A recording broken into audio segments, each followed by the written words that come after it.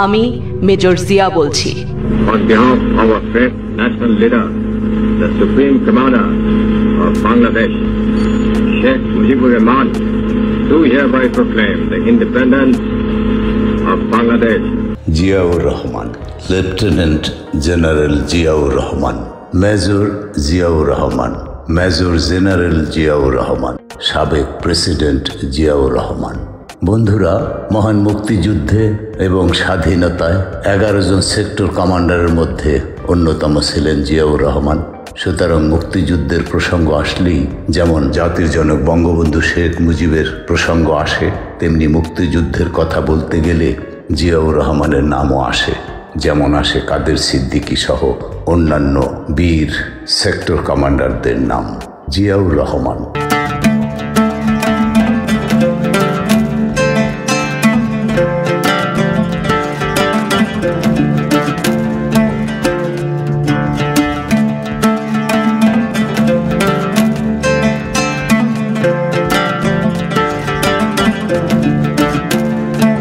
জিয়াউর রহমান ছিলেন বাংলাদেশের 8ম রাষ্ট্রপতি, প্রাক্তন সেনাপ্রধান এবং একজন মুক্তিযোদ্ধা। 1971 সালের 25শে মার্চ পাকিস্তান সামরিক বাহিনী বাঙালি জনগণের উপর আক্রমণ করার পর তিনি তার পাকিস্তানি অধিনায়ককে বন্দী করে বিদ্রোহ করেন এবং সশস্ত্র প্রতিরোধ গড়ে তোলেন। পরে 1971 সালের 27শে মার্চ তিনি চট্টগ্রামের কালুরঘাট বেতার কেন্দ্র থেকে বাংলাদেশের স্বাধীনতার ঘোষণার একটি বিবৃতি পাঠ করেন। তিনি মুক্তিযুদ্ধের অন্যতম সেক্টর কমান্ডার ও জেড ফোর্সের অধিনায়ক ছিলেন। মুক্তিযুদ্ধে বীরত্বের জন্য বাংলাদেশ সরকার তাকে বীর উত্তম উপাধিতে ভূষিত করে। বাংলাদেশের স্বাধীনতা মুক্তিযুদ্ধের পর জিয়াউর রহমান 1977 সালের 21শে এপ্রিল তৎকালীন ভারপ্রাপ্ত রাষ্ট্রপতি আবু সাদাত মোহাম্মদ সায়েমকে সরিয়ে বাংলাদেশের রাষ্ট্রপতি হন। 1978 সালের 1 সেপ্টেম্বর তিনি বাংলাদেশ জাতীয়তাবাদী দল প্রতিষ্ঠা করেন। তিনি 4 বছর। আমি উনাকে কোয়ার্টার ঘাটের সামনে রিসিভ করলাম। উনি নামার সাথে সাথে বললেন, উই রিভোল্ট। বাংলাদেশ শাসন করার পর 1981 সালের 30শে মে এক ব্যর্থ সামরিক অভ্যুত্থানে চট্টগ্রামে নির্মমভাবে নিহত হন।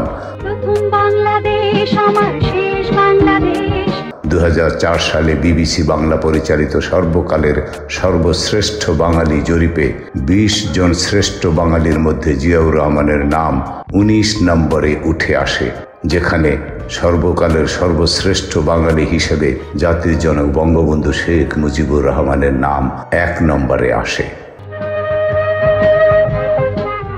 সুতরাং বন্ধুরা, আমি আবারও উল্লেখ করতে চাই, যদি মুক্তিযুদ্ধ, স্বাধীনতা এবং নব্য স্বাধীনতাপ্রাপ্ত বিজয়ী বাংলাদেশের প্রসঙ্গ তোলেন, তাহলে বঙ্গবন্ধু সহ জাতীয় 4 নেতা সহ 11 জন সেক্টর কমান্ডারের নাম আপনাকে অবশ্যই উল্লেখ করতে হবে শ্রদ্ধার সাথে, এবং মরহুম জিয়াউর রহমান তার মধ্যে অন্যতম।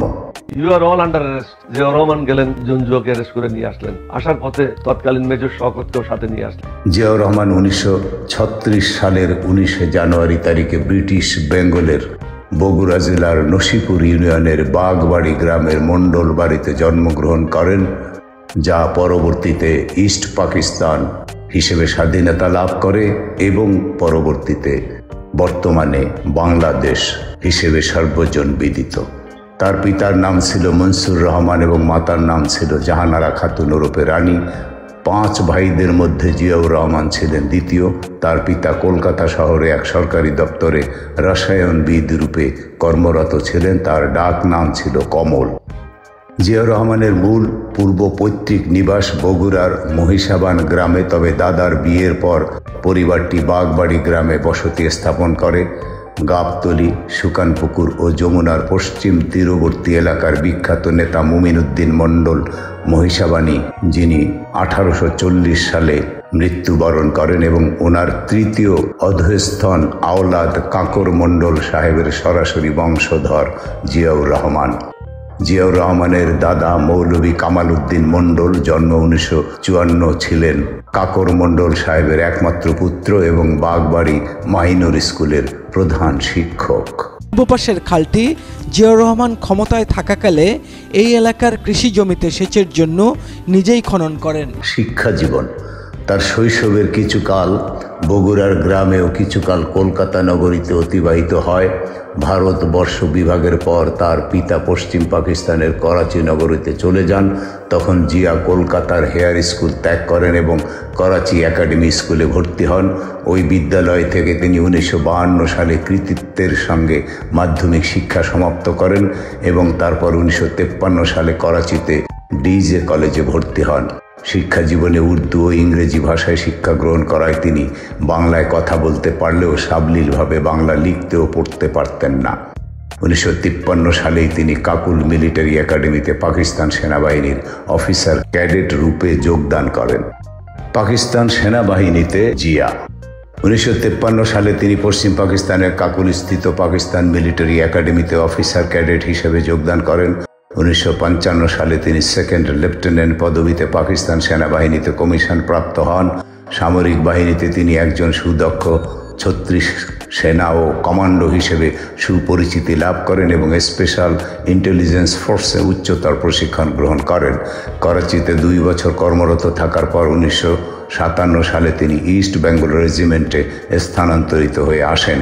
তিনি 1959 থেকে 1964 সাল পর্যন্ত পাকিস্তান সেনাবাহিনীর গোয়েন্দা বিভাগে কাজ করেন। বাড়ি পুরোটাই বাড়িয়ে আমরা দেখি তাছাড়া কিছু দাদা মারা গেছে এসে থেকে আমরা। ওই সময় 1960 সালে পূর্ব পাকিস্তানের দিনাজপুর শহরের বালিকা খালেদা খানমের সঙ্গে জিয়াউর রহমান বিবাহ বন্ধনে আবদ্ধ হন। 1965 সালের ভারত পাকিস্তান যুদ্ধে পাকিস্তান সেনাবাহিনীর একটি কোম্পানির কমান্ডার হিসেবে খেমকারান সেক্টরে তিনি অসীম বীরত্বের পরিচয় দেন। যুদ্ধে দুর্ধর্ষ সাহসিকতা প্রদর্শনের জন্য যেসব কোম্পানি সর্বাধিক বীরত্বসূচক পুরস্কার লাভ করে, জিয়াউর রহমানের কোম্পানি ছিল এদের অন্যতম। এই যুদ্ধে বীরত্বের জন্য পাকিস্তান সরকার জিয়াউর রহমানকে হিলাল-ই-জুরাত খেতাবে ভূষিত করে। এছাড়াও জিয়াউর রহমানের ইউনিট এই যুদ্ধে বীরত্বের জন্য 2টি সিতারা-ই-জুরাত এবং 9টি তামঘা-ই-জুরাত পদক লাভ করেন। 1966 সালে তিনি পাকিস্তান মিলিটারি একাডেমিতে প্রশিক্ষক হিসাবে নিয়োগ লাভ করেন। সে বছরই তিনি পশ্চিম পাকিস্তানের কোয়েটাস্থিত কমান্ড অ্যান্ড স্টাফ কলেজে স্টাফ কোর্সে যোগ দেন। 1969 সালে তিনি মেজর পদবিতে জয়দেবপুরে 2য় ইস্ট বেঙ্গল রেজিমেন্টের সেকেন্ড ইন কমান্ডের দায়িত্ব লাভ করেন। Advanced military and command training course নামক একটি উচ্চতর প্রশিক্ষণের জন্য তিনি পশ্চিম জার্মানিতে যান এবং কয়েক মাস ব্রিটিশ সেনাবাহিনীর সাথেও কাজ করেন। তখন বাইডেন কি হলো, অধিনায়ক জঞ্জু অ্যারেস্ট হয়ে গেল। ক্যাপ্টেন আহমদ আলীকে আমি আগে অ্যারেস্ট করলাম, লেফটেন্যান্ট আজম লেফটেন্যান্ট হুমায়ুন অ্যারেস্ট হলো। জনগণ কি চায়? তারা চায় বেঁচে থাকবার অধিকার। যে অধিকার আল্লাহ এই দেশের জনগণকে দিয়েছে। 1970 সালে তিনি দেশে ফিরে আসেন এবং চট্টগ্রামে নবগঠিত 8ম ইস্ট বেঙ্গল রেজিমেন্টের সেকেন্ড ইন কমান্ডের দায়িত্ব লাভ করেন। বাংলাদেশের মুক্তিযুদ্ধ ও স্বাধীনতা। 1971 সালের 25শে মার্চ দিবাগত রাতে পশ্চিম পাকিস্তানি হানাদার বাহিনী পূর্ব পাকিস্তানের নিরস্ত্র বাঙালিদের ওপর গণহত্যা চালায়। সে রাতে পশ্চিম পাকিস্তানি হানাদার বাহিনীর হাতে পূর্ব পাকিস্তানের নেতা বঙ্গবন্ধু শেখ মুজিবুর রহমান গ্রেপ্তার হন। গ্রেপ্তার হওয়ার পূর্বে তিনি বাংলাদেশের স্বাধীনতা ঘোষণা করেন। পূর্ব পাকিস্তানের রাজনৈতিক নেতৃবৃন্দ মুক্তিযুদ্ধকে সংগঠিত করার লক্ষ্যে শেখ মুজিবের আদেশে আত্মগোপনে চলে যান। এই সংকটময় মুহূর্তে 1971 সালের 25শে মার্চ পূর্ব পাকিস্তানের রাজধানী ঢাকায় পশ্চিম পাকিস্তানি বাহিনীর আক্রমণের পর জিয়াউর রহমান বিদ্রোহ ঘোষণা করেন। 9 কোটি মানুষকে সংগঠন করতে হবে। সেই সংগঠন আমরা করছি স্বনির্ভর গ্রাম সরকারের মাধ্যমে। এটা হলো 1 নম্বর। এবং এই স্বনির্ভর গ্রাম সরকারকে খুব শক্তিশালী করে, পাথরের মতো শক্তিশালী করে বিদ্যুতের মতো চমৎকার করে সংগঠিত করে আমাদের সমস্যার সমাধান করতে হবে। বাংলাদেশের স্বাধীনতা ঘোষণাপত্র পাঠ করে জিয়া প্রশংসিত হন।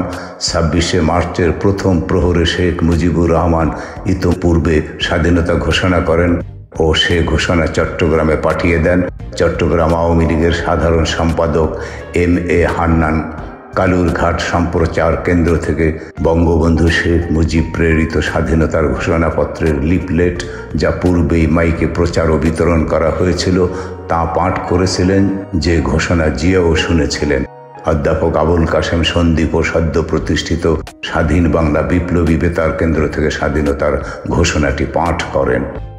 বেলাল মোহাম্মদ নিজে, আওয়ামী লীগ নেতা হান্নান, আবুল কাশেম সন্দীপ, বেতার ঘোষক আবদুল্লাহ আল ফারুক, মাহমুদ হোসেন এবং সুলতানুল আলম ও জিয়াউর রহমান পূর্বে স্বাধীনতার ঘোষণাপত্রটি পাঠ করেছিলেন। একে খন্দকারের মতে বেতারের একজন টেকনিশিয়ানও ঘোষণাটি পাঠ করেছিলেন। বেলাল মোহাম্মদের দাবি, ঘোষণাপত্রের পাঠক হিসেবে জিয়া ছিলেন নবম। ড্রামের উপরে দাঁড়িয়ে 26শে মার্চ তারিখে গভীর রাত্রে ঘোষণা দেন যে উই রিভোল্ট, আমরা বিদ্রোহ করি, এবং সেখানে তিনি বাংলাদেশকে স্বাধীন রাষ্ট্ররূপে ঘোষণা করেন। পরের দিন 27শে মার্চ তারিখে কালুরঘাট বেতার কেন্দ্র থেকে তিনি প্রথমে নিজের নামে, তারপর বঙ্গবন্ধুর নামে বাংলাদেশের স্বাধীনতা ঘোষণা করেন। বেলাল মোহাম্মদের এই বক্তব্যকে অনেকে নিছক রসিকতা বলেও আখ্যা দিয়েছেন। মূলত অনেকের ঘোষণার সময় নিয়মিত আয়োজনের সময় না হওয়ায় তাদের ঘোষণা সীমিত সংখ্যক মানুষ শুনতে পেয়েছিলেন। তবে MA হান্নান ও আবুল কাশেম সন্দীপের ঘোষণা ছিল জিয়ার পূর্বে এবং তাদের, বিশেষ করে MA হান্নানের ঘোষণাই বিশেষভাবে উল্লেখযোগ্য। কালুরঘাট থেকে স্বাধীনতার ঘোষণা পাঠ করার পর সম্প্রচার কেন্দ্রের উদ্যোক্তাগণ নিরাপত্তার অভাব বোধ করতে থাকেন। বেতার কেন্দ্রের অন্যতম প্রধান উদ্যোক্তা বেলাল মোহাম্মদ বেতার কেন্দ্রের নিরাপত্তা পাহারার জন্য মেজর রফিকুল ইসলামকে সৈনিক পাঠাতে অনুরোধ করেন, কিন্তু ব্যস্ততার কারণে তিনি তা করতে ব্যর্থ হলে বেতার কেন্দ্রের উদ্যোক্তাগণ অসহায় বোধ করতে থাকেন। এক সহকর্মীর পরামর্শে বেলাল মোহাম্মদ পটিয়ায় সেনা ছাউনিতে যান এবং কথাবার্তায় নিশ্চিত হন সেখানকার উচ্চপদস্থ সামরিক সদস্য মেজর জিয়া। জেনারেল জিয়া বঙ্গবন্ধুর সাপোর্টার। বেলাল জিয়াকে তার সেনা ছাউনি বেতার কেন্দ্রের কাছে স্থানান্তর করতে অনুরোধ জানালে জিয়া রাজি হন এবং জিপ নিয়ে বেতার কেন্দ্রে যান। 25শে মার্চের পরে সাধারণ মানুষের উপর নির্বিচারে গুলি, হত্যা, লুট, এটা তো আপনারা শুনেছেন। তখন তো একটা মিলিটারি লোক দরকার ছিল।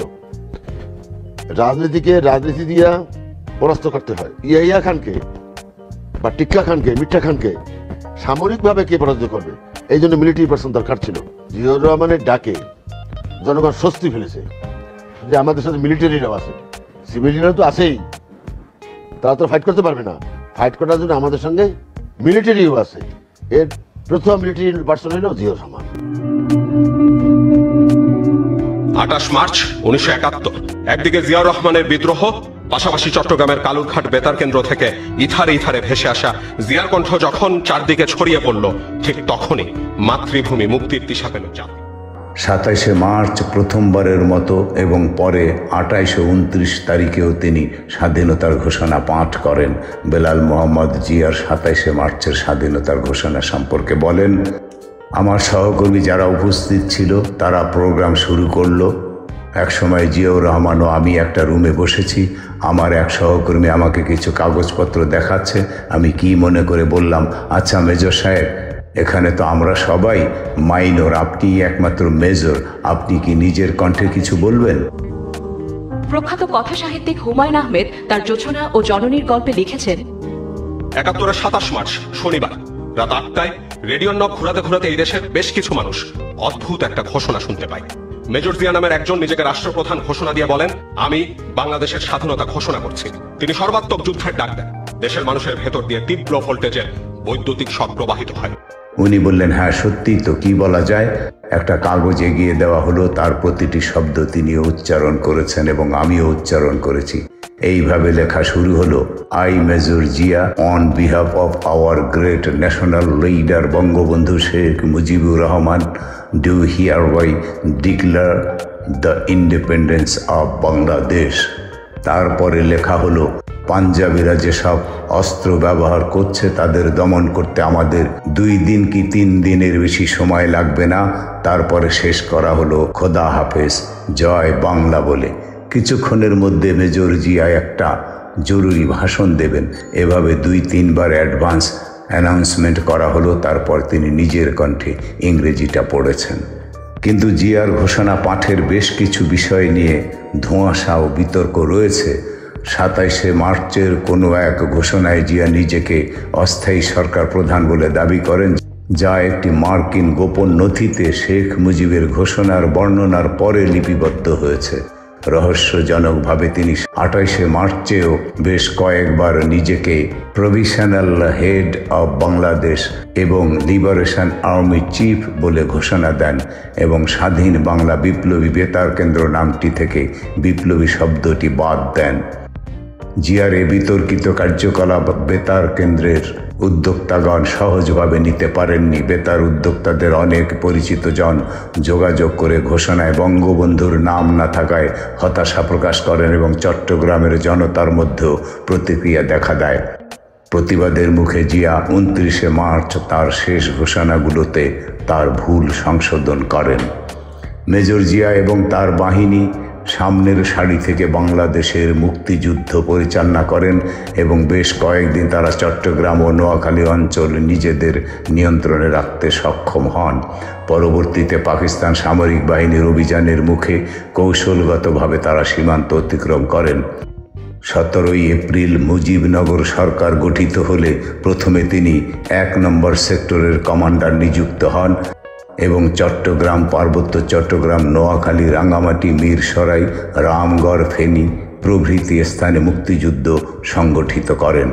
তিনি সেনা, ছাত্র, যুব সদস্যদের সংগঠিত করে পরবর্তীতে 1ম, 3য় ও 8ম ইস্ট বেঙ্গল রেজিমেন্ট এই 3টি ব্যাটালিয়নের সমন্বয়ে মুক্তিবাহিনীর 1ম নিয়মিত সশস্ত্র ব্রিগেড জেড ফোর্সের অধিনায়ক হিসেবে মুক্তিযুদ্ধ পরিচালনা করেন। স্বাধীনতা যুদ্ধে জিয়াউর রহমান যুদ্ধ পরিকল্পনা ও তার বাস্তবায়নে গুরুত্বপূর্ণ ভূমিকা পালন করেন। 1971 সালের এপ্রিল হতে জুন পর্যন্ত 1 নম্বর সেক্টরের কমান্ডার এবং তারপর জুন হতে অক্টোবর পর্যন্ত যুগপৎ 11 নম্বর সেক্টরের ও জেড ফোর্সের কমান্ডার হিসেবে তিনি যুদ্ধে অংশগ্রহণ করেন।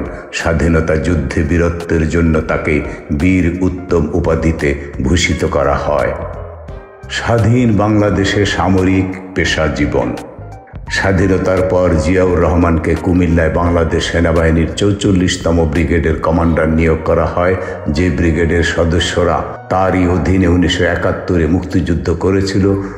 1972-এর জুন মাসে তিনি কর্নেল পদে বাংলাদেশ সেনাবাহিনীর ডেপুটি চিফ অফ স্টাফ উপসেনা প্রধান হিসেবে নিযুক্ত হন।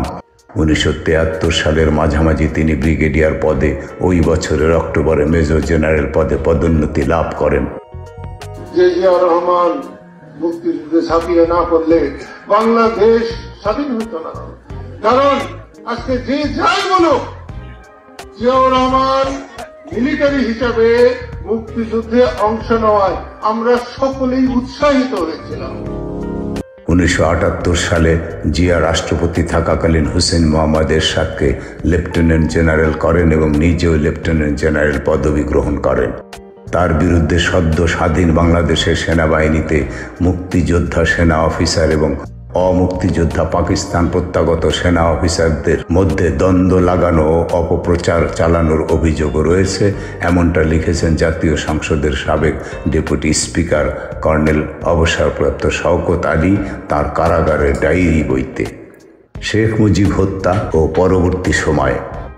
মুজিব হত্যা 3রা নভেম্বরের অভ্যুত্থান ও জিয়া। 1975 সালের 15ই আগস্ট শেখ মুজিবুর রহমান তার নিজ দলের কিছু বিপদগামী সদস্য, কথিত বৈদেশিক শক্তি এবং সামরিক বাহিনীর ডজন সংখ্যক সামরিক অফিসার দ্বারা সংগঠিত একটি তথাকথিত অভ্যুত্থানে তার পরিবারের বেশিরভাগ সদস্যসহ তার ধানমন্ডি 32 নম্বর সড়কের 677 নম্বর বাড়িতে নিহত হন। শেখ মুজিবকে হত্যার চক্রান্তে জিয়া সমালোচিত ভূমিকা রাখেন। মুজিব হত্যার পর হত্যার চক্রান্তকারী মুজিব মন্ত্রিসভার বাণিজ্য মন্ত্রী খন্দকার মোস্তাক আহমেদ সংবিধান বহির্ভূতভাবে ক্ষমতায় অধিষ্ঠিত হন। ৭৫ সালের ২৪শে আগস্ট শেখ মুজিবুর রহমানের নিহত হওয়ার ১০ দিন পর জিয়া খন্দকার মোস্তাক আহমেদ কর্তৃক বাংলাদেশ সেনাবাহিনীর প্রধান নিযুক্ত হন। পরবর্তীকালে ১৯৭৮ সালের ডিসেম্বরে তিনি বাংলাদেশ সেনাবাহিনী হতে অবসর গ্রহণ করেছিলেন। মোস্তাক ক্ষমতায় থাকাকালে তার নামে মূলত শেখ মুজিবের খুনি সামরিক অফিসারগণই ক্ষমতার অধিকারী ছিলেন। খুনি চক্র রাষ্ট্র পরিচালনায় হস্তক্ষেপ করতে থাকলে চরম বিশৃঙ্খলা দেখা দেয়। খালেদ মোশাররফ, সাফায়েত জামিল সহ কিছু উচ্চাকাঙ্ক্ষী সিনিয়র অফিসার এর বিরোধিতা করে জিয়াকে সেসব খুনি রাষ্ট্র ক্ষমতার অধিকারী জুনিয়র অফিসারদের বঙ্গভবন থেকে সেনানিবেশে ফিরিয়ে এনে সেনাবাহিনীর শৃঙ্খলা ফিরিয়ে আনার আহ্বান জানান। কিন্তু জিয়া নিজেই ওইসব খুনি অফিসার চক্র কর্তৃক নিযুক্ত হওয়ায় তাদের বিরুদ্ধে কঠোর হতে ব্যর্থ হন। ফলে ওই বছরের ৩রা নভেম্বর বীর বিক্রম কর্নেল সাফায়েত জামিলের নেতৃত্বাধীন ঢাকা ৪৬ পদাতিক ব্রিগেডের সহায়তায় বীর উত্তম মেজর জেনারেল খালেদ মোশাররফ এক ব্যর্থ সামরিক অভ্যুত্থান ঘটান। এর ফলে ৬ই নভেম্বর খন্দকার মোস্তাক আহমেদ পদত্যাগ করতে বাধ্য হন এবং আবু সাদত মোহাম্মদ সায়েম বাংলাদেশের নতুন রাষ্ট্রপতি হন। তাকে নির্বাচন আয়োজন করে একটি নির্বাচিত সরকার প্রতিষ্ঠার দায়িত্ব দেয়া হয়। জিয়াউর রহমানকে চিফ অব আর্মি স্টাফ হিসেবে পদত্যাগ করতে বাধ্য করা হয় এবং তার ঢাকা সেনানিবাসের বাসভবনে গৃহবন্দী রাখা হয়। জিয়াকে গৃহবন্দী করা হয় এবং তার বাড়িটি যোগাযোগ বিচ্ছিন্ন করা হয়, কিন্তু তার শোবার ঘরের টেলিফোনটি সচল ছিল। ৭ই নভেম্বরের অভ্যুত্থান ও এর পরবর্তী সময়ের ঘটনাবলী। জিয়া অনেক পূর্ব থেকেই সেনাবাহিনীর একজন জনপ্রিয় অফিসার কর্নেল তাহেরের সাথে যোগাযোগ রক্ষা করতেন।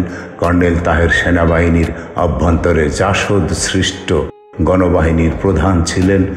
গণবাহিনীর লক্ষ্য ছিল ব্রিটিশ পদ্ধতির পরিবর্তে একটি চীনা ধরনের পিপলস আর্মি তথা শ্রেণীবিহীন সেনাবাহিনী গঠন করা।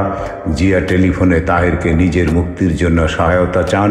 তাহের সৈনিকদের একতাবদ্ধ করার লক্ষ্যে ১২ দফা দাবি উত্থাপন করেন। এই ১২টি দফা মূলত সিপাহীদের স্বার্থ রক্ষার জন্য প্রণীত হয়। জিয়াকে মুক্ত করার জন্য কর্নেল তাহের ও জাসদের উদ্যোগে পরিকল্পনা করা হয়। জিয়াকে মুক্ত করা, খালেদ মোশাররফের পতন ঘটানো এবং জিয়ার কাছ থেকে সিপাহীদের স্বার্থে ১২ দফার বাস্তবায়ন। তাহের এবং জাসদের উদ্যোগে সেনানিবাসে সহস্রাধিক লিফলেট প্রচার করা হয়। প্রচার চালানো হয় যে খালেদ মোশাররফ ভারতের দালাল এবং ভারতের চক্রান্তে খালেদ ক্ষমতায় আরোহণ করেছেন। এ পরিস্থিতিতে ক্ষুব্ধ সামরিক নিম্নপদস্থ সিপাহীরা জাসদের গণবাহিনীর সহায়তায় ৭ই নভেম্বর পাল্টা অভ্যুত্থান ঘটায়। এই অভ্যুত্থানের স্লোগান ছিল সেফাই সেফাই ভাই ভাই, অফিসারদের রক্ত চাই।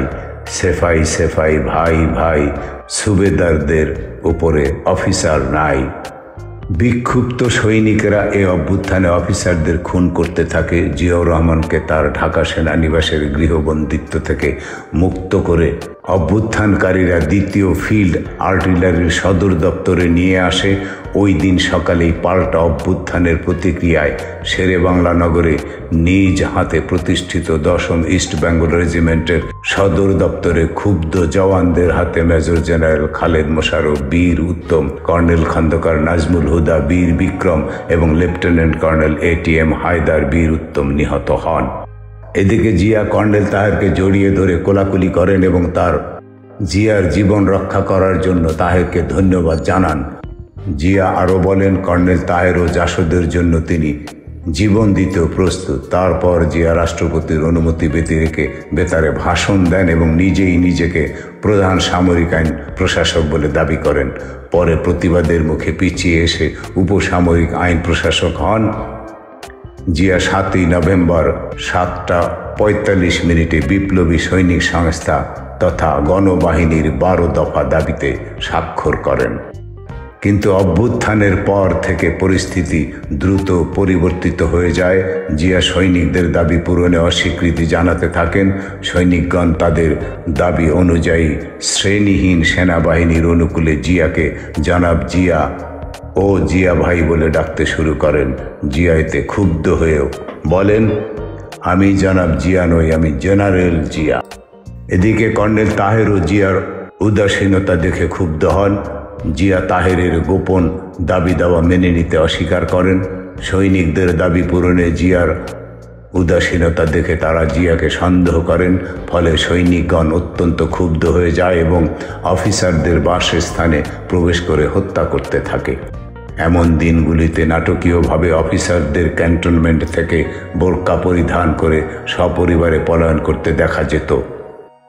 তাহের আবারও গণ অভ্যুত্থানের মাধ্যমে জিয়াকে হত্যা করার পরিকল্পনা করার জন্য মন স্থির করেন। Captain Sitara, major Karim, captain Anwar, lieutenant Mustafiz, major Azim, major Mohiuddin, captain Khalek ও লেফটেন্যান্ট সিকান্দার প্রমুখ অফিসারগণ সৈনিকদের হাতে নিহত হন। বাধ্য হয়ে জিয়া সৈনিকদের উপর দমন পীড়ন চালাতে থাকেন। কর্নেল তাহেরকে 7ই নভেম্বরে প্রতিষ্ঠিত তথাকথিত নির্বাচিত সরকারকে উৎখাত সেনাবাহিনীতে উস্কানিমূলক কর্মকাণ্ড সংগঠিত করার অভিযোগে 24শে নভেম্বর গ্রেপ্তার করে কারারুদ্ধ করা হয়। রব, জলিল ও অন্যান্য জাসদ নেতাদেরও আটক করা হয়। একটি প্রহসনমূলক বিচারে 21শে জুলাই 1976 সালে জিয়ার আদেশে তাহেরকে ফাঁসি দেয়া হয়। তাকে অভিযোগপত্র প্রদর্শন করা হয়নি কিংবা আত্মপক্ষ সমর্থন বা আইনজীবীর সঙ্গে পরামর্শেরও সুযোগ দেয়া হয়নি এবং বিচারের প্রহসন সম্পর্কে অবগত হয়েও বিচারপতি সায়েম তাহেরের মৃত্যুদণ্ডাদেশ স্থগিত করতে ব্যর্থ হন, কারণ সায়েমের নামে জিয়াই ছিলেন মূল ক্ষমতার অধিকারী। তাহেরের মৃত্যুদণ্ডের 3 দশক পর আদালত মৃত্যুদণ্ডটিকে অবৈধ এবং পরিকল্পিত হত্যা বলে আখ্যা দেয়। রাষ্ট্রপতিত্ব 1977 থেকে 1981। 1975 সালের 7ই নভেম্বর গণ অভ্যুত্থানের পর তিনি ক্ষমতার কেন্দ্রবিন্দুতে চলে আসেন। 19শে নভেম্বর 1976 সালে তাকে পুনরায় সেনাবাহিনীর চিফ অফ আর্মি স্টাফ পদে নিযুক্ত করা হয় এবং বেতারে ভাষণে জিয়া নিজেকে প্রধান সামরিক আইন প্রশাসক CMLA ঘোষণা করেন এবং প্রতিবাদের মুখে উপপ্রধান সামরিক আইন প্রশাসক হন। 7ই নভেম্বরের অভ্যুত্থানের পর থেকে সায়েমের নামে তিনিই ক্ষমতার অধিকারী ছিলেন। বিচারপতি সাদাত মোহাম্মদ সায়েম একটি সাধারণ নির্বাচনের মাধ্যমে নির্বাচিত সরকার গঠনের লক্ষ্যে কাজ করে যেতে থাকেন। সায়েম নির্বাচন আয়োজনের জন্য তার অত্যন্ত আস্থাভাজন অবসরপ্রাপ্ত বিচারপতি আব্দুস সাত্তারকে দায়িত্ব দেন। এদিকে বিবিধ রাজনৈতিক দলের সদস্যদের এ সময় সেনানিবাসে ভিড় করতে দেখা যেত, যা সম্পর্কে বিচারপতি সায়েমও অবগত ছিলেন। বঙ্গবন্ধু শেখ মুজিব বা আওয়ামী লীগ জাতীয় 4 নেতার মৃত্যু হলেও আওয়ামী লীগের সংগঠন ছিল ঈর্ষণীয় এবং স্থানীয় পর্যায় পর্যন্ত বিস্তৃত। সম্ভাব্য সাধারণ নির্বাচনে আওয়ামী লীগের বিজয় অনুকূলে ছিল। তাই সেসব সুযোগ সন্ধানী রাজনীতিবিদগণ জিয়াকে যে কোনো মূল্যে সম্ভাব্য নির্বাচন স্থগিত করতে আহ্বান জানান। জিয়া প্রধান সামরিক আইন প্রশাসক ও পরবর্তীতে রাষ্ট্রপতির পদ দখল করে নেন। জিয়াউর রহমান 1976 সালের 8ই মার্চ মহিলা পুলিশ গঠন করেন। 1976 সালে কলম্বোতে জোট ও নিরপেক্ষ আন্দোলন সম্মেলনে যোগদান করেন এবং বাংলাদেশ 7 জাতি গ্রুপের চেয়ারম্যান পদে পদোন্নতি লাভ করেন। 1976 সালেই তিনি উলসি যদুনাথপুর থেকে স্বেচ্ছাশ্রমে খাল খনন উদ্বোধন করেন। 1976 সালের 29শে নভেম্বর তিনি প্রধান সামরিক আইন প্রশাসকের দায়িত্বে অধিষ্ঠিত হন। 19শে নভেম্বর 1976 সালে তাকে পুনরায় সেনাবাহিনীর চিফ অফ আর্মি স্টাফ পদে দায়িত্বে নিযুক্ত করা হয়। তিনি 1976 সালে গ্রাম প্রতিরক্ষা বাহিনী গঠন করেন। 1977 সালের 20শে ফেব্রুয়ারি 21শে পদক প্রবর্তন করেন এবং রাষ্ট্রপতি আবু সাদাত মোহাম্মদ সায়েমের উত্তরসূরি হিসেবে 21শে এপ্রিল বাংলাদেশের রাষ্ট্রপতি হিসাবে শপথ গ্রহণ করেন। রাষ্ট্রপতি থাকাকালীন জিয়া দেশে আবার গণতন্ত্রায়নের উদ্যোগ নেন। তিনি বহুদলীয় রাজনীতি চালুর সিদ্ধান্ত নেন। দেশের রাজনীতিতে প্রতিযোগিতা সৃষ্টির আভাস দিয়ে তিনি বলেন, I will make politics difficult for the politicians. 1978 সালের 3রা জুন রাষ্ট্রপতি নির্বাচনে জিয়াউর রহমান জয়লাভ করেন। এই নির্বাচনে মোট 10 জন প্রতিদ্বন্দ্বী ছিল। এখানে উল্লেখ্য যে এই নির্বাচনে 11 জন প্রার্থী মনোনয়ন দাখিল করেন। 2 জনের মনোনয়নপত্র বাছাইয়ে বাদ পড়ায় বৈধভাবে মনোনীত প্রার্থীর সংখ্যা 9 জন। 1 জন আপিল দাখিল করায় ও তার আপিল গৃহীত হওয়ায় এবং কোনো প্রার্থী প্রার্থিতা প্রত্যাহার না করায় সর্বশেষ প্রতিদ্বন্দ্বীর সংখ্যা 10 জন ছিল। এরপর জিয়াউর রহমান মে মাসে 19 দফা কর্মসূচি ঘোষণা এবং আস্থা যাচাইয়ের জন্য 29 মে গণভোট অনুষ্ঠান ও সূচক ভোটে বিপুল জনসমর্থন লাভ করেন। বাংলাদেশি জাতীয়তাবাদ। জিয়াউর রহমান বাংলাদেশি জাতীয়তাবাদের তত্ত্ব প্রদান করে তা জনপ্রিয় করে তোলেন। বাংলাদেশে বহু সংখ্যক বিভিন্ন ধরনের মতের ও ধর্মের নানা জাতিগোষ্ঠী বাস করে। তাদের সংস্কৃতি ও জীবনযাত্রার মাত্রা ও ধরন একে অপরের থেকে ভিন্ন। তাই জিয়া মনে করেন যে ভাষা বা সংস্কৃতির ভিত্তিতে নয়, ভূখণ্ডের ভিত্তিতেই জাতীয়তাবাদকে গ্রহণ করা উচিত। তিনি বাংলাদেশি জাতীয়তাবাদ জাতি, ধর্ম, বর্ণ, লিঙ্গ, সংস্কৃতি নির্বিশেষে সকল নাগরিকের ঐক্য ও সংহতির উপর গুরুত্ব আরোপ করেন এবং এই ধারণা জাতীয় ঐক্য প্রতিষ্ঠার শক্তি হিসেবে বাংলাদেশে শক্তিশালী ভিত্তিতে প্রতিষ্ঠিত করার প্রয়াস চালান। আইন শৃঙ্খলা। রাষ্ট্রীয় ক্ষমতা গ্রহণের পরপরই জিয়াউর রহমান দেশে শান্তি শৃঙ্খলা পুনরুদ্ধারে আত্মনিয়োগ করেন। এতদুদ্দেশ্যে তিনি পুলিশ বাহিনীকে শক্তিশালী করেন। পুলিশ বাহিনীর সংখ্যা আগের চেয়ে প্রায় দ্বিগুণ করে তিনি তাদের যথাযথ প্রশিক্ষণের ব্যবস্থা গ্রহণ করেন। সশস্ত্র বাহিনীতেও তিনি শৃঙ্খলা ফিরিয়ে আনেন। এতদুদ্দেশ্যে তিনি কঠোর প্রশিক্ষণ ব্যবস্থার মাধ্যমে সশস্ত্র বাহিনীর মধ্যে পেশাগত শৃঙ্খলা উন্নয়নের কয়েকটি পদক্ষেপ গ্রহণ করেন এবং তাদের সংখ্যা প্রায় দ্বিগুণ করেন।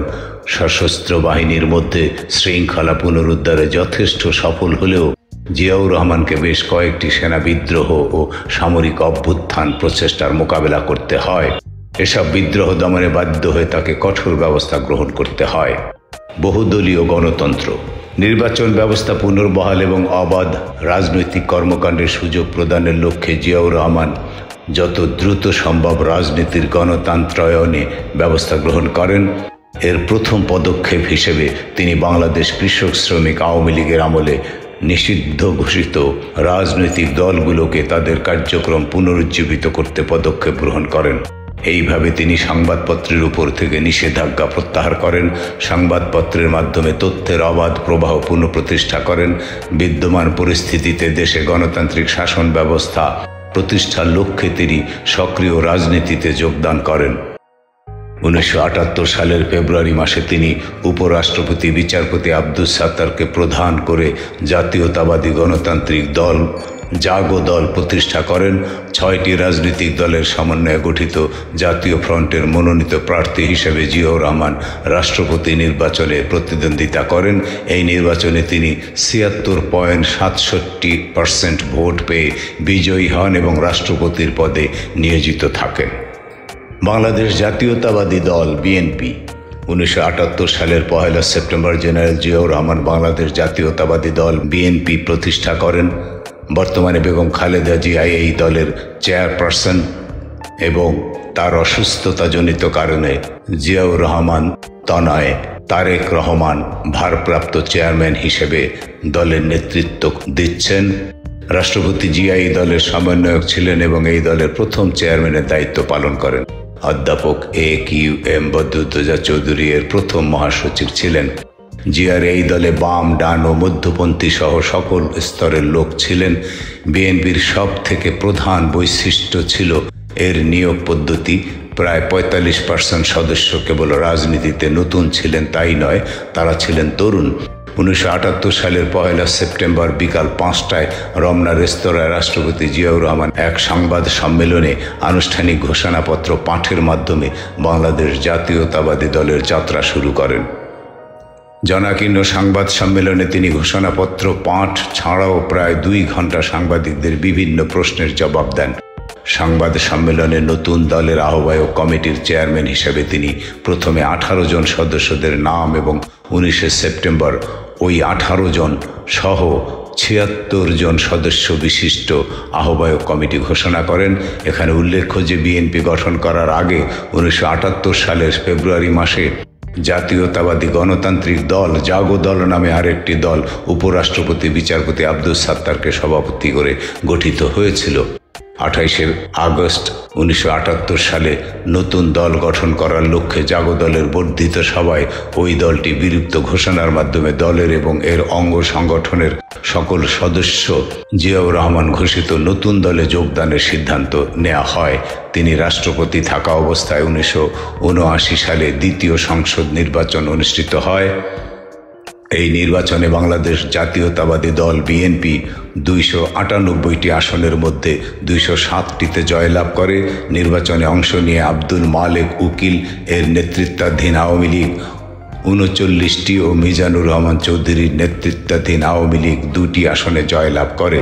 এছাড়া জাতীয় সমাজতান্ত্রিক দল 8টি, ন্যাশনাল আওয়ামী পার্টি 1টি ও মুসলিম ডেমোক্রেটিক লীগ 20টি আসনে জয়লাভ করে। আর্থ সামাজিক উন্নয়ন। জিয়া প্রবর্তিত উন্নয়নের রাজনীতির কতিপয় সাফল্য সকল দলের অংশগ্রহণের মাধ্যমে রাষ্ট্রপতি ও জাতীয় সংসদ নির্বাচন অনুষ্ঠান, জাতীয় সংসদের ক্ষমতা বৃদ্ধি, বিচার বিভাগ ও সংবাদপত্রের স্বাধীনতা ফিরিয়ে দেয়া, দেশে কৃষি বিপ্লব, গণশিক্ষা বিপ্লব ও শিল্প উৎপাদনে বিপ্লব, সেচ ব্যবস্থা সম্প্রসারণের লক্ষ্যে স্বেচ্ছাশ্রম ও সরকারি সহায়তায় সমন্বয় ঘটিয়ে 1400 খাল খনন ও পুনর্খনন, গণশিক্ষা কার্যক্রম প্রবর্তন করে অতি স্বল্প সময়ে 40 লক্ষ মানুষকে অক্ষর জ্ঞান দান, গ্রাম অঞ্চলে শান্তি শৃঙ্খলা রক্ষায় সহায়তা প্রদান ও গ্রাম উন্নয়ন কার্যক্রমে অংশগ্রহণের জন্য গ্রাম প্রতিরক্ষা বাহিনী ভিডিপি গঠন, গ্রাম অঞ্চলে চুরি ডাকাতি রাহাজানি বন্ধ করা, হাজার হাজার মাইল রাস্তাঘাট নির্মাণ, 2,75,000 পল্লী চিকিৎসক নিয়োগ করে গ্রামীণ জনগণের চিকিৎসার সুযোগ বৃদ্ধিকরণ, নতুন নতুন শিল্প কারখানা স্থাপনের ভেতর দিয়ে অর্থনৈতিক বন্ধাত্ব দূরীকরণ, কলকারখানায় 3 শিফট চালু করে শিল্প উৎপাদন বৃদ্ধি, কৃষি উৎপাদন বৃদ্ধি ও দেশকে খাদ্য রপ্তানির পর্যায়ে উন্নীতকরণ, যুব উন্নয়ন মন্ত্রণালয় ও মহিলা বিষয়ক মন্ত্রণালয় সৃষ্টির মাধ্যমে দেশের উন্নয়ন কর্মকাণ্ডে যুব ও নারী সমাজকে সম্পৃক্তকরণ, ধর্ম মন্ত্রণালয় প্রতিষ্ঠা করে সকল মানুষের স্ব ধর্ম পালনের সুযোগ সুবিধা বৃদ্ধিকরণ, বিজ্ঞান ও প্রযুক্তি মন্ত্রণালয় সৃষ্টি করে প্রযুক্তির ক্ষেত্রে অগ্রগতি সাধন, তৃণমূল পর্যায়ে গ্রামের জনগণকে স্থানীয় প্রশাসন ব্যবস্থা উন্নয়ন কর্মকাণ্ডে সম্পৃক্তকরণ এবং সর্বনিম্ন পর্যায় থেকে দেশ গড়ার কাজে নেতৃত্ব সৃষ্টি করার লক্ষ্যে গ্রাম সরকার ব্যবস্থা প্রবর্তন, জাতিসংঘের নিরাপত্তা পরিষদে নির্বাচনের মাধ্যমে বাংলাদেশের আসন লাভ, 3 সদস্য বিশিষ্ট আল কুদস কমিটিতে বাংলাদেশের অন্তর্ভুক্তি, দক্ষিণ এশীয় অঞ্চলে সার্ক প্রতিষ্ঠায় উদ্যোগ গ্রহণ, বেসরকারি খাত ও উদ্যোগকে উৎসাহিতকরণ, জনশক্তি রপ্তানি, তৈরি পোশাক, হিমায়িত খাদ্য, হস্তশিল্প সহ সকল অপ্রচলিত পণ্যের রপ্তানির দ্বার উন্মোচন, শিল্প খাতে বেসরকারি বিনিয়োগের পরিমাণ বৃদ্ধি ও বিনিয়োগ ক্ষেত্রের সম্প্রসারণ। ধর্মভিত্তিক রাজনীতি বিষয়ে দৃষ্টিভঙ্গি। বিএনপি প্রতিষ্ঠার পরপরই জিয়াউর রহমান দলের কর্মীদের রাজনৈতিক প্রশিক্ষণের উদ্দেশ্যে কর্মশালা আয়োজনের উদ্যোগ নেন, যার মাধ্যমে দলের কর্মীদের বাংলাদেশি জাতীয়তাবাদ, দলের আদর্শ, সাংগঠনিক নিয়ম কানুন ইত্যাদি বিষয়ে শিক্ষা প্রদান করা হতো। 1980 সালের সেপ্টেম্বরে এরকম একটি কর্মশালা উদ্বোধনকালে তিনি দলের কর্মীদের উদ্দেশ্যে বক্তব্য দিতে গিয়ে বলেন, কোনো রাজনৈতিক আদর্শ ধর্মকে ভিত্তি করে হতে পারে না। একটা অবদান থাকতে পারে, কিন্তু ধর্মকে কেন্দ্র করে কখনোই রাজনীতি করা যেতে পারে না। অতীতে আমাদের অভিজ্ঞতা হয়েছে যে ধর্মকে কেন্দ্র করে পাকিস্তান সময়ে যখনই রাজনীতি করা হয়েছিল সেটা বিফল হয়েছে, কারণ ধর্মই আমাদের অনেকের আছে যারা আমাদের দেশে যে বিভিন্ন ধর্ম রয়েছে সেগুলোকে কেন্দ্র করে রাজনীতির পরিবেশ সৃষ্টি করতে চেষ্টা করেন, রাজনীতির রূপরেখা বানাতে চেষ্টা করেন। আমরা বারবার দেখেছি তারা বিফল হয়েছে। ধর্মের অবদান থাকতে পারে রাজনীতিতে, কিন্তু রাজনৈতিক দল ধর্মকে কেন্দ্র করে হতে পারে না। এটা মনে রাখবেন, এটা খুব গুরুত্বপূর্ণ। আন্তর্জাতিক সম্পর্ক। রাষ্ট্রপতি হিসেবে দায়িত্ব নেয়ার পর জিয়া বাংলাদেশের কূটনৈতিক নীতিমালায় বিশেষ পরিবর্তন আনেন। মুক্তিযুদ্ধকালীন সময়ে বাংলাদেশের প্রতি বিভিন্ন আন্তর্জাতিক পারমাণবিক শক্তির দৃষ্টিভঙ্গির ভিত্তিতে বিশেষ একটি কূটনৈতিক অবস্থানের সৃষ্টি হয়, যার ফলে বাংলাদেশের সাথে প্রতিবেশী ভারত সহ সোভিয়েত ইউনিয়নের বন্ধুত্ব অন্যান্য রাষ্ট্রের সাথে কূটনৈতিক নৈকট্য গড়ে তুলেছিল। রাষ্ট্রপতি জিয়াউর রহমান আন্তর্জাতিক স্নায়ুযুদ্ধের তৎকালীন পরিস্থিতিতে বাংলাদেশের পররাষ্ট্র নীতির উল্লেখযোগ্য সংস্কার করেন, যার দুটি মূল দিক ছিল সোভিয়েত ব্লক থেকে বাংলাদেশের সরে আসা ও মুসলিম বিশ্বের সাথে বাংলাদেশের সুসম্পর্ক স্থাপন করা। জিয়াউর রহমান সোভিয়েত ইউনিয়ন ব্যতীত প্রাচ্যের আরেক পারমাণবিক শক্তি চীনের সাথে সুসম্পর্ক স্থাপনে উদ্যোগী হন। তার পররাষ্ট্রনীতি সংস্কার প্রক্রিয়ার আওতায় আরও ছিল বাংলাদেশের সাথে মার্কিন যুক্তরাষ্ট্র ও আরব বিশ্বের সাথে সম্পর্কের স্বাভাবিকীকরণ, যে সম্পর্কে স্বাধীনতার পর থেকেই শৈত্য বিরাজ করছিল। মধ্যপ্রাচ্যের সাথে সম্পর্ক স্বাভাবিকীকরণের সুবিধা ও উপকারিতা বাংলাদেশ আজও পুরো মাত্রায় উপভোগ করছে, কেননা বর্তমানে সৌদি আরব সহ মধ্যপ্রাচ্যের দেশগুলো যে বিপুল পরিমাণ বাংলাদেশি প্রবাসী শ্রমিকদের কর্মস্থলে পরিণত হয়েছে তার রূপরেখা জিয়াই রচনা করেছিলেন। এক্ষেত্রে সৌদি আরব সহ মধ্যপ্রাচ্যের অন্যান্য দেশের সাথে স্থাপিত সম্পর্ক অনেকটা অর্থনৈতিক হলেও যুক্তরাষ্ট্র ও চীনের সাথে স্থাপিত সম্পর্কে সামরিক ও নিরাপত্তা বিষয়ক ইস্যুগুলো প্রাসঙ্গিক ছিল। বিশেষ করে চীনের সাথে বন্ধুত্ব স্থাপন করার মাধ্যমে জিয়াউর রহমান বাংলাদেশের সশস্ত্র বাহিনীর পুনর্গঠনের কাজ অনেকটা ত্বরান্বিত করেছিলেন। বাংলাদেশ সশস্ত্র বাহিনীর অস্ত্রাগারের দিকে তাকালে সেই সত্যই প্রতিফলিত হয়। সামরিক পুনর্গঠনের পাশাপাশি মার্কিন যুক্তরাষ্ট্রের সাথে উন্নত কূটনৈতিক সম্পর্কের কারণে জিয়া রাষ্ট্রীয় বিমান পরিবহন সংস্থা বিমানের আধুনিকীকরণও সুষ্ঠুভাবে সম্পন্ন করতে সক্ষম হয়েছিলেন। এছাড়াও প্রেসিডেন্ট জিয়ার পররাষ্ট্রনীতির সাফল্যে বাংলাদেশ 1978 সালে শক্তিশালী জাপানকে হারিয়ে প্রথমবারের মতো জাতিসংঘ নিরাপত্তা পরিষদের অস্থায়ী সদস্য নির্বাচিত হয়। প্রাথমিকভাবে এসব সংস্কার বৃহত্তর প্রতিবেশী ভারতের সাথে সামান্য দূরত্ব সৃষ্টির ইঙ্গিত বহন করলেও জিয়াউর রহমান যে আঞ্চলিক সহায়তাকে গুরুত্ব দিতেন সেই সত্যের প্রতিফলন ঘটে দক্ষিণ এশীয় আঞ্চলিক সহায়তা সংস্থা সার্ক গঠনে তার উদ্যোগ ও অবদানের মধ্য দিয়ে।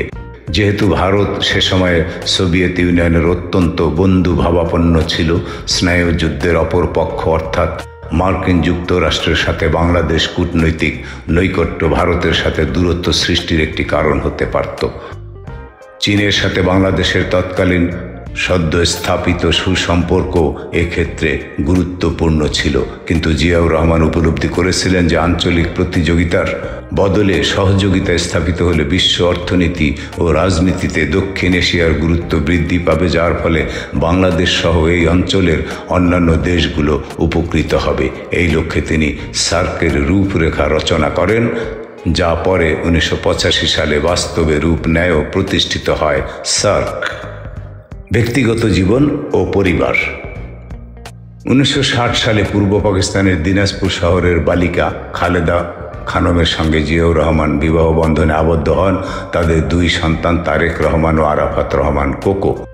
আরাফাত রহমান কোকো ইতিমধ্যেই মৃত্যুবরণ করেছে। মৃত্যু। জিয়াউর রহমানের বিরুদ্ধে অভিযোগ আছে তিনি সেনাবাহিনীতে তার বিরোধিতাকারীদের নিপীড়ন করতেন। তবে জিয়া অসম্ভব জনপ্রিয় ছিলেন। অনেক উচ্চপদস্থ সামরিক কর্মকর্তা জিয়াউর রহমানের বিরুদ্ধে ষড়যন্ত্রে লিপ্ত হন। বিপদের সমূহ সম্ভাবনা জেনেও জিয়া চট্টগ্রামের স্থানীয় সেনা কর্মকর্তাদের মধ্যে ঘটিত কলহ থামানোর জন্য 1981 সালের 29 মে চট্টগ্রাম আসেন এবং সেখানে চট্টগ্রামের সার্কিট হাউসে থাকেন। তারপর 30 মে গভীর রাতে সার্কিট হাউসে এক ব্যর্থ সামরিক অভ্যুত্থানে জিয়া নিহত হন। জিয়াউর রহমানকে ঢাকার শেরেবাংলা নগরে দাফন করা হয়। প্রেসিডেন্ট জিয়ার জানাজায় বাংলাদেশের ইতিহাসের অন্যতম বৃহৎ জনসমাগম ঘটে, যেখানে প্রায় 20 লক্ষাধিক মানুষ সমবেত হয়। সমালোচনা। রণনায়ক হিসেবে জিয়াউর রহমান বাংলাদেশের অনেক রাজনীতিবিদদের কাছে সমাদৃত ও স্বীকৃত। শেখ মুজিবের আমলের শেষের দিকে সৃষ্ট বিশৃঙ্খলা দমন এবং বাকশাল মুজিবের দ্বারা প্রতিষ্ঠিত একদলীয় শাসন রহিতকরণের মাধ্যমে গণতন্ত্রকে পুনরায় প্রতিষ্ঠার জন্য জিয়াকে কৃতিত্ব দেয়া হয়। অপরপক্ষে জিয়া তার বিরোধীদের দমন করার জন্য সমালোচিত হন, তবু অর্থনীতি পুনর্নির্মাণ করার জন্য অর্থনৈতিক সংস্কার গ্রহণের জন্য জিয়াকে কৃতিত্ব দেয়া হয়। তার ইসলামিক মনোভাব তাকে বাংলাদেশের মানুষের সমর্থন এনে দেয়। তার জাতীয়তাবাদী দর্শন অনেক দৃষ্টি কেড়ে নিতে সক্ষম হয়, যারা ভারত ও সোভিয়েতপন্থী রাজনৈতিক দলসমূহের প্রতি ক্ষুব্ধ ছিল। রাজনৈতিক বিতর্ক। 1975 সালের 15ই আগস্টে সপরিবারে বঙ্গবন্ধু শেখ মুজিবুর রহমানের হত্যাকাণ্ডে জিয়ার ভূমিকা বিতর্কিত। 1975 সালে মুজিবের হত্যাকারীদের বিচার কার্য বন্ধ করার জন্য খন্দকার মোস্তাক আহমেদের অনুমোদিত ইনডেমনিটি অধ্যাদেশ জিয়ার দ্বারা তার আমলে বৈধকরণ করা হয়। তিনি রাষ্ট্রপতি থাকাকালীন শেখ মুজিবুর রহমানের কতিপয় হত্যাকারীকে বিদেশে প্রেরণ করা হয়। রাষ্ট্রপতিত্ব। ঢাকা হাইকোর্ট এক রায়ে জিয়ার সামরিক শাসন সহ 1975 থেকে 1979 সালের মধ্যে সামরিক অভ্যুত্থানের মাধ্যমে ক্ষমতা দখলকে বেআইনি ও অসাংবিধানিক বলে ঘোষণা করে। জিয়ার সামরিক আইন ও আদেশ অভ্যুত্থান থেকে 1977 সালের রাষ্ট্রপতি পদ গ্রহণ এবং অনুষ্ঠিত গণভোট সংবিধান বিরোধী বলে ঘোষিত হয়। এই আদালতের রায় বলেই ইনডেমনিটি অধ্যাদেশ বাতিল করা হয়। সাম্প্রদায়িক অসন্তোষ। শেখ মুজিবের অসাম্প্রদায়িক মনোভাব প্রত্যাখ্যান করে জিয়া বাংলাদেশে ইসলামিক রাজনীতি চালু করেন এবং মুসলিম জাতিসমূহের সহযোগিতা সংস্থায় বাংলাদেশকে তুলে ধরেন, যা সাধারণ জনগণের কাছে ব্যাপকভাবে প্রশংসিত হয়েছিল। তবু অনেক ঐতিহাসিকদের মতে এসব ব্যবস্থা বাংলাদেশের অনেক উপজাতীয় ও ধর্মীয় সংখ্যালঘুদের বিচ্ছিন্ন বিরুদ্ধাচারণ করে, যা ভবিষ্যতের বেশ কিছু সাম্প্রদায়িক ও উপজাতিক দ্বন্দ্বকে ত্বরান্বিত করেছে। বিরোধী দমন। জিয়াউর রহমানের শাসনামলে তার রাজনৈতিক বিরোধীদের কঠোরভাবে দমন করা হয়। এ সময় তার বিরুদ্ধে প্রায় 62,000 আওয়ামী লীগ ও অন্যান্য বিরোধী দলীয় নেতাকর্মীকে গ্রেপ্তার করে রাখার অভিযোগ রয়েছে, যা আন্তর্জাতিক সম্প্রদায়ের দৃষ্টিও আকর্ষণ করেছিল। দাবি করা হয় জিয়াউর রহমান ক্ষমতায় থাকাকালীন সময়ে বিচার বহির্ভূতভাবে অন্তত 3 লক্ষ সেনা সদস্য, সামরিক ও বেসামরিক কর্মকর্তা নিহত অথবা গুম হন। 1977 সালের অক্টোবরের 2 তারিখে অনুষ্ঠিত এক ব্যর্থ সেনা অভ্যুত্থানে জড়িত থাকার অভিযোগে 1143 জনকে বিভিন্ন কারাগারে ফাঁসি দেয়া হয়। জাতীয় সঙ্গীত বিতর্ক। মন্ত্রী পরিষদ বিভাগে প্রধানমন্ত্রী শাহ আজিজুর রহমান এক গোপন চিঠিতে বলেন, রবীন্দ্রনাথ ঠাকুরের লেখা একটি গান ভারতীয় জাতীয় সঙ্গীত। তিনি বাংলাদেশের নাগরিকও নন। হিন্দু সম্প্রদায়ের একজন কবির লেখা গান জাতীয় সঙ্গীত হওয়ায় মুসলিম উম্মা উদ্বিগ্ন। এই গান আমাদের সংস্কৃতির চেতনার পরিপন্থী বিধায় জাতীয় সঙ্গীত পরিবর্তন আবশ্যক। প্রধানমন্ত্রীর ওই চিঠিতে আমার সোনার বাংলার পরিবর্তে প্রথম বাংলাদেশ আমার শেষ বাংলাদেশকে জাতীয় সঙ্গীত করার প্রস্তাব করা হয়। প্রধানমন্ত্রীর এই চিঠি পেয়ে মন্ত্রী পরিষদ বিভাগ রেডিও, টেলিভিশন এবং সব সরকারি অনুষ্ঠানে প্রথম বাংলাদেশ গানটি প্রচারের নির্দেশনা জারি করে। জিয়া নিজেই জাতীয় পতাকা ও জাতীয় সঙ্গীত পরিবর্তনের পক্ষপাতী ছিলেন। বিএনপি নেতা ডক্টর ইউসুফ এক অধিবেশনে জিয়াকে জাতীয় পতাকায় পরিবর্তন আনতে অনুরোধ করলে জিয়া জবাব দেন, হবে সবকিছু হবে, আগে হিন্দুর লেখা জাতীয় সঙ্গীত বদলানো হোক, তারপরে জাতীয় পতাকার কথা ভাববো। এ সময় রাষ্ট্রপতির অনুষ্ঠানে জাতীয় সঙ্গীতের পাশাপাশি প্রথম বাংলাদেশ গানটি গাওয়া শুরু হয়, কিন্তু 1981 সালে জিয়ার মৃত্যুর পর সেই উদ্যোগ থমকে যায়। জাতীয় পতাকা পরিবর্তনের চেষ্টা। 1978 সালের 16ই ডিসেম্বর বাংলাদেশের বিজয় দিবসে সরকারি ভবনের ওপর সবুজ জমিনের উপর লাল বৃত্তের পতাকার পরিবর্তে কমলা রঙের বৃত্তের পতাকা উত্তোলনের নির্দেশ দেওয়া হয়, কিন্তু প্রতিবাদের মুখে জিয়াকেও এই পরিকল্পনা থেকে পিছিয়ে আসতে হয়েছিল। 1916 সালে ক্ষমতাসীন আওয়ামী লীগ জিয়ার স্বাধীনতা পুরস্কার প্রত্যাহার করার সিদ্ধান্ত নেয়। মুক্তিযুদ্ধের 50 বছর পর বাংলাদেশ আওয়ামী লীগ ক্ষমতাসীন থাকার সময় সংবিধান লঙ্ঘন, শেখ মুজিবের আত্মস্বীকৃত খুনিদের দেশ ত্যাগে সহায়তা এবং তাদের গুরুত্বপূর্ণ পদে পদায়ন অভিযোগ জাতীয় মুক্তিযোদ্ধা কাউন্সিল জামুকা তার বীরুত্তম খেতাব বাতিল করার সিদ্ধান্ত নেয়। তবে পরবর্তীতে তৎকালীন মুক্তিযুদ্ধ বিষয়ক মন্ত্রী আকম মোজাম্মেল হক বলেন, তার খেতাব বাতিল করা হয়নি। দুটি ক্ষেত্রেই তার প্রতিষ্ঠিত দল বিএনপি এবং পরিবার এটির প্রতিবাদ জানায়। কৃতিত্ব। বাংলাদেশের অনেক রাজনীতিবিদ জিয়াউর রহমানকে যুদ্ধের নায়ক মনে করেন। জিয়াউর রহমান শেখ মুজিবের শাসনের শেষ বছরগুলির বিশৃঙ্খলার অবসান এবং বাকশাল মুজিব দ্বারা প্রতিষ্ঠিত একদলীয় শাসন বাতিল করে গণতন্ত্র প্রতিষ্ঠার জন্য কৃতিত্বপ্রাপ্ত। অন্যদিকে জিয়াউর রহমান বিরোধী দলকে দমন করার জন্য তার সমালোচকদের দ্বারা লাঞ্ছিত হন। জিয়ার অর্থনৈতিক সংস্কারকে অর্থনীতির পুনর্গঠনের কৃতিত্ব দেওয়া হয় এবং ইসলামীকরণের দিকে তার পদক্ষেপ তাকে সাধারণ বাংলাদেশি মানুষের সমর্থন এনে দেয়। মূল্যায়ন: বাংলাদেশের মহান মুক্তিযুদ্ধে বীরত্বের জন্য বাংলাদেশ সরকার তাকে বীর উত্তম উপাধিতে ভূষিত করে। 1903 সালে স্বাধীনতা পুরস্কার পান। তিনি সামরিক বেশ কিছু পুরস্কার লাভ করেন। 1965 সালে ভারত পাকিস্তান যুদ্ধে বীরত্বের জন্য পাকিস্তান সরকার জিয়াউর রহমানকে হিলাল-ই-জুরাত খেতাবে ভূষিত করে। এছাড়াও জিয়াউর রহমানের ইউনিট এই যুদ্ধে বীরত্বের জন্য 2টি সিতারা-ই-জুরাত এবং 9টি তামঘা-ই-জুরাত পদক লাভ করে। তুরস্ক মরণোত্তর তার সম্মানে আঙ্কারায় একটি সড়কের নামকরণ করেছে জিয়াউর রহমান কাদেসি। 2004 সালে জিয়াউর রহমান বিবিসির সর্বকালের সর্বশ্রেষ্ঠ বাঙালির জরিপে 19 নম্বরে ছিলেন, যেখানে বঙ্গবন্ধু শেখ মুজিবুর রহমান ছিলেন 1 নম্বরে। জিয়াকে তার রাষ্ট্রনায়কত্ব এবং দৃষ্টিভঙ্গির জন্য দক্ষিণ এশীয় আঞ্চলিক সহযোগিতা সংস্থা দ্বারাও সম্মানিত করা হয়েছিল। অন্যান্য সম্মানের মধ্যে রয়েছে পাকিস্তান হিলাল-ই-জুরাত, মিশর অর্ডার অব দ্য নাইল, উত্তর Korea hero of the Republic, Yugoslavia order of the Yugoslav star. Ziaur রহমানের নামে নামকরণ: মূল জিয়াউর রহমানের নামে নামকরণের তালিকা। জিয়া স্মৃতি জাদুঘর। জিয়াউর রহমানের নামকরণের তালিকা বাংলাদেশের জাতীয়তাবাদী দল। উল্লেখ্য যে জিয়া মন্ত্রিসভার প্রধানমন্ত্রী শাহ আজিজুর রহমান ছিলেন বাংলাদেশের স্বাধীনতা বিরোধী।